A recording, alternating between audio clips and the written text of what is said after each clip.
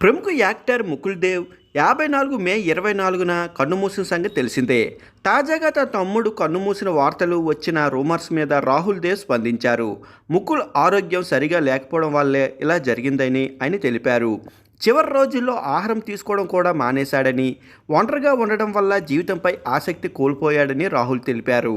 2019లో తండ్రి బాగోలేకపోవడంతో కన్నుమూశారని, అదే ఏడాది తల్లి కూడా అలా జరగడంతో 2023లో తల్లి కూడా లేకపోవడంతో ఒంటరిగా మిగిలిపోవడం రాహుల్ చెప్పుకొచ్చారు.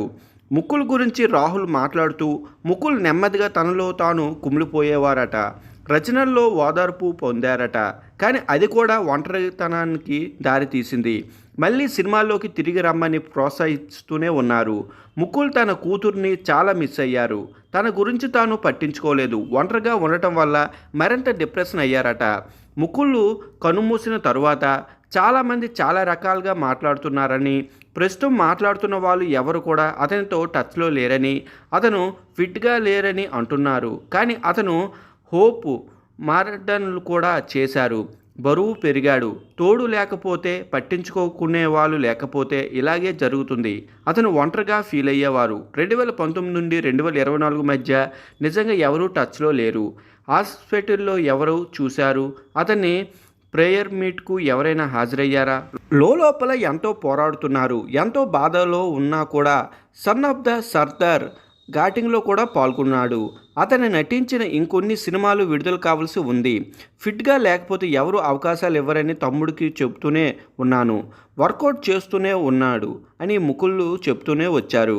నేను భార్యను కోల్పోయాను. ముకుల్ కూడా విడాకులు తీసుకున్నాడు.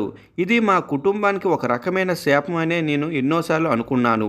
ప్రేమించిన వ్యక్తిని కోల్పోయినప్పుడు పడే బాధ మాటల్లో చెప్పలేం. ఒంటరిగా వస్తాం, ఒంటరిగా పోతాం అని అంతా చెప్తారు. కానీ ఒంటరిగా బతకడం చాలా కష్టం. జీవితం మీద విరక్తి పుట్టింది. తినడం కూడా మానేశాడు. తమ్ముడు సంఘటనపై రాహుల్ దేవ్, ముకుల్ ఎప్పుడూ ఒంటరిగానే ఉండేవాడు కాదు. అతను ఎప్పుడూ మనుషులతో చుట్టుముట్టి ఉండేవాడు. చిన్నతనంలో కూడా అతను చాలా అందంగా ఉండేవాడు. నేను బయట వచ్చేందుకు, జనాలతో మాట్లాడేందుకు సిగ్గుపడేవాడిని. అతను సినిమాల్లో రాకముందు, స్టార్ కాకముందే స్టార్ అయ్యాడు. అంత సామాజికంగా కలిసిపోయే వ్యక్తి ఒంటరిగా అలా మిగిలిపోవడం విడ్డూరంగా అనిపించింది. అతను మళ్ళీ పెళ్లి చేసుకోలేదు. మళ్ళీ ఆ దిశగా ప్రయత్నించలేదు కూడా.